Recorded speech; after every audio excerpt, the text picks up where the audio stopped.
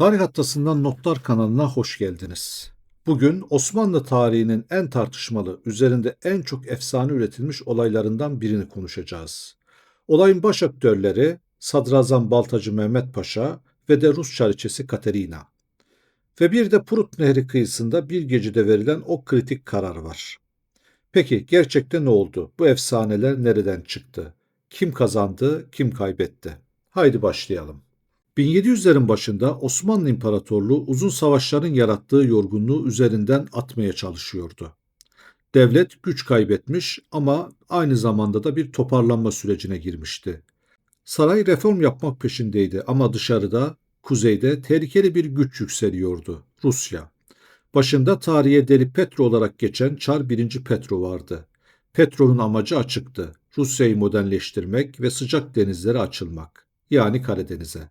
Bu ise Osmanlı için varoluşsal bir tehdit demekti. Bu dönemde Osmanlı'nın sadrazamı Baltacı Mehmet Paşa'ydı. Sessiz, gösterişsiz, hesapçı bir adam. Lüksle işi yoktu. Devletin ağır günlerinde işine odaklanan disiplinli bir bürokrattı. Onu küçümseyenler çok olmuştu ama devlet ona büyük bir görev vermişti. Osmanlı ordusunu Rusya'ya karşı yönetmekti bu görev. 1711'de iki imparatorluğun kaderini belirleyen bir sefer başladı. Prut Seferi. Osmanlı ordusu Prut Nehri boyunca ilerlerken Rusya büyük bir taktik hatası yaptı. Geri çekilebilecekleri bir yol bırakmadan derinlere kadar girdiler ve Baltacı'nın baskısıyla bataklık bir bölgede sıkışıp kaldılar. Rus ordusu su ve erzak sıkıntısı içerisindeydi. Manevra alanları dardı, moralleri ise tamamen çökmüştü. Hatta Rus komutanlar Petro'ya buradan çıkış yok diyecek noktaya gelmişti. Aslında tarih tam burada yeni bir dönemeçteydi. Baltacı birkaç gün daha dirense Rus ordusu tamamen yok edilebilirdi. Hatta Rusya'nın siyasi dengeleri çöker, Avrupa'nın tarihi bile farklı yazılabilirdi. Ama tam bu sırada devreye, tarihçilerin üzerinde çok tartıştığı bir sahne devreye girdi. Bu sahnenin baş aktörü ise Rus çariçesi 1. Katerina'ydı.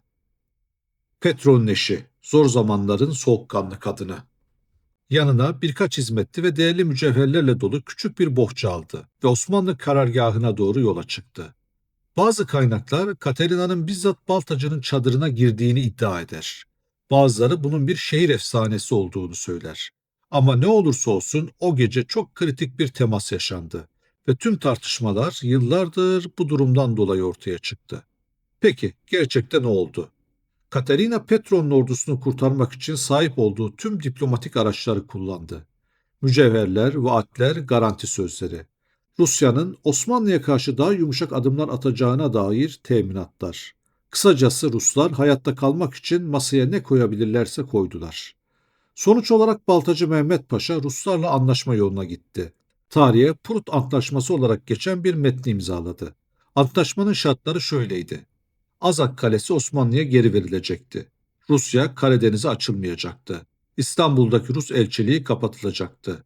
Ve Rusya, İsveç Kralı 12. Şarl'a dokunmayacaktı. Kağıt üzerinde oldukça olumlu görünüyordu ama büyük bir eksik vardı. Rus ordusu maalesef yok edilmemişti. Ve işte tüm fırtına burada koptu. Çünkü Osmanlı için tarihin en büyük fırsatlarından biri kaçmıştı. Halkın beklentisi ezici bir zaferdi ve o noktaya doğru da gidiliyordu. Antlaşma ise bu beklentiyi karşılamadı. Saray çevreleri Baltacı'ya cephe aldı. Kimisi rüşvet aldı dedi. Kimisi asker yorgundu, o yüzden geri döndü diye savundu onu. Kimisi petrol ölürse Rusya'da kaos çıkardı. Bu da Osmanlı için tehlikeli olurdu dedi. O yüzden Baltacı'nın temkinli davrandığını savundular. Bir başkası Katerina'nın hamleleri Baltacı'yı etkiledi diyerek konuyu kişiselleştirdi. Halkın hızlıca benimsediği söylenti ise şuydu. Baltacı Katerina'nın cazibesi karşısında yumuşamıştı. Bu iddia yıllardır anlatılsa da tarihte güçlü bir delili yok. Katerina'nın Baltacı ile yalnız kaldığına dair tek bir sağlam kaynak dahi bulunmaz. Kaldı ki Osmanlı karargahı bir savaş düzen içindeydi. Kimsenin tek başına uzun süre görüşme yapması da mümkün değildi. Ama gerçek sıkıcı, halk ise heyecanlı hikayeleri sever. Bu yüzden efsane gerçeğin önüne geçti. Baltacı İstanbul'a döndüğünde antlaşmayı siyasi olarak savunamadı. Kısa süre içerisinde görevden alındı. Saray onu hızla gözden çıkardı. Onca yıllık emeği ve tecrübesi bir gecede silindi. Peki Rusya'da ne oldu? Petro, Prut'tan sağ çıktığı için aslında büyük bir utanç yaşadı.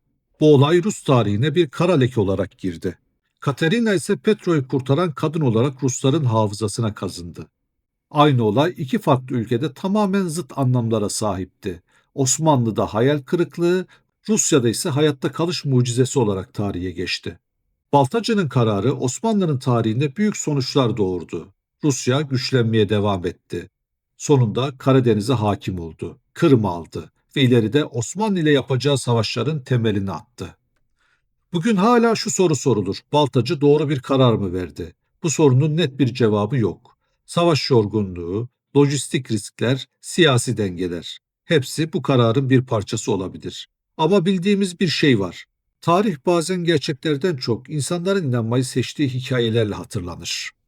Baltacı'nın adı büyük bir ölçüde bu efsane yüzünden hafızalara kazındı.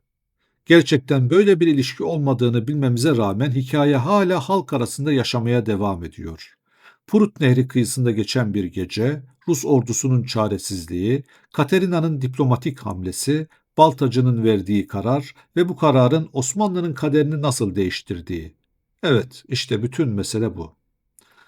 Tarih Atlası'ndan Notlar kanalındaydınız. Bu hikayeyi beğendiyseniz videoyu beğenmeyi, kanala abone olmayı, yorum yapmayı ve paylaşmayı unutmayın. Bir sonraki videoda görüşmek üzere. Sağlıcakla kalın.